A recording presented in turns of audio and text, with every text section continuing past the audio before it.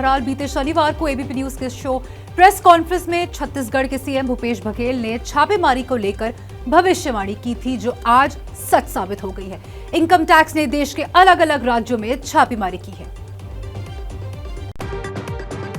Income tax department ने देश के जिन 100 ठिकानों में छापेमारी की है, उनमें रायपुर, रायगढ़ और बिलासपुर भी शामिल हैं। छत्तीसगढ़ में इनकम टैक्स डिपार्टमेंट की कार्रवाई से सियासी पारा भी हाई हो गया है।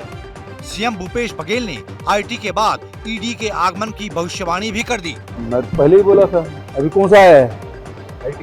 आईटी, अब ईडी भी किसी आई। इससे पहले भूपेश बघेल ने एबीपी न्यूज के कार्यक्रम प्रेस कॉन्फ्रेंस में ही जांच एजेंसियों की रेड की आशंका जताई थी। जो सीबीआई, ईडी, आईटी जो विश्वसनीयता थी और इतने सालों में जो कमाया था उन्होंने सम्मान, वो तो धूमिल हो गया और हर वो प्रदेश में भेज रहे हैं जहां भारतीय जनता पार्टी सरकार नहीं है। छत्तीसगढ़ में आज इनकम टैक्स अधिकारियों ने लोहा कारोबारी, रियल एस्टेट कारोबारी और शराब कारोबारी समेत कई ठेकेदारों के करीब 10 ठिकानों पर छापेमारी की।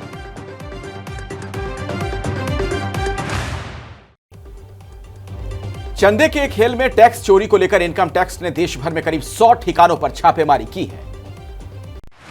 तस्वीरें जयपुर के कोटपुतली की हैं, जहां मिड डे मील घोटाले में इनकम टैक्स डिपार्टमेंट ने रेड की है। सफेद और आसमानी रंग की यह फैक्ट्री राजस्थान के मंत्री राजेंद्र यादव की है। आईटी ने जयपुर समेत राजेंद्र यादव के अलग अलग राज्यों के 3 से 4 ठिकानों पर छापा मारा है। हम कहीं पर भी कोई इधर उधर की चीजों को कभी ना देते हैं। हमारा 70 साल का रिकॉर्ड है व्यापारिक, जिसके अंदर कहीं भी आज तक हमने कोई इस तरीके की चीजें नहीं की। आईटी लखनऊ में भी एक्शन में नजर आई, जहां राष्ट्रीय क्रांतिकारी समाजवादी पार्टी के राष्ट्रीय अध्यक्ष गोपाल राय के घर भी छापेमारी की। इनकम टैक्स डिपार्टमेंट ने आज दिल्ली, मुंबई, बेंगलुरु और जयपुर समेत देश के करीब 100 से ज्यादा ठिकानों पर छापेमारी की। यह छापेमारी टैक्स में चोरी और राजनीतिक फंडिंग को लेकर हुई है। राष्ट्रीय क्रांतिकारी समाजवादी पार्टी के राष्ट्रीय अध्यक्ष गोपाल राय के घर इस वक्त छापेमारी चल रही है। लखनऊ में ये उनका आवास है। उन पर आरोप है कि अवैध तरीके से फंडिंग की गई, पॉलिटिकल फंडिंग हुई और उस पैसे को ब्लैक व्हाइट किया गया।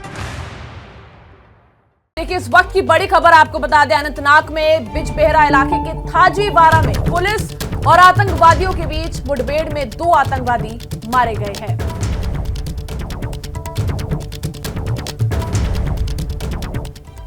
तो देखिए, पश्चिम बंगाल में कोयला घोटाले की जांच की आंच ममता सरकार के कानून मंत्री तक पहुंच गई है।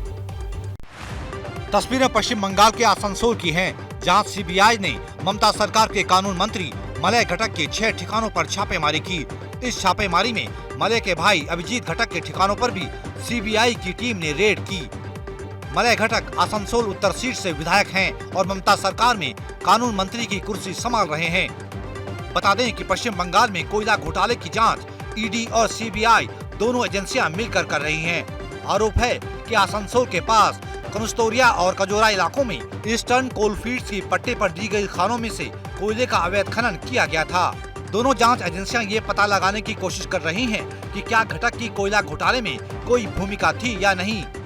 टीएमसी इसे बदले की भावना से की गई कार्रवाई बता रही है, तो बीजेपी ममता सरकार पर सवाल खड़े कर रही है। जनता ने उसको वोट देकर प्रतिनिधि बनाया, मंत्री बनाया। सबसे शर्म की बात है कि तृणमूल सरकार में जो लोग मंत्री लोग जो है सब चोर है, डकैत है। जैसे ही घड़ी का काटा दोपहर 2:30 पे आए, बबीता जी का दिल सास बहू साजिश के लिए मचल जाए। और ये है इनकी बहू, पूरे दिन ऑफिस की टेंशन हो जाए गॉन जब ये करें अपना फेवरेट शो फ्री टाइम पे ऑन। इनकी तरह आप भी देखिए अपना फेवरेट शो अपने टाइम पर और डाउनलोड कीजिए एबीपी लाइव ऐप अपने स्मार्ट टीवी पर।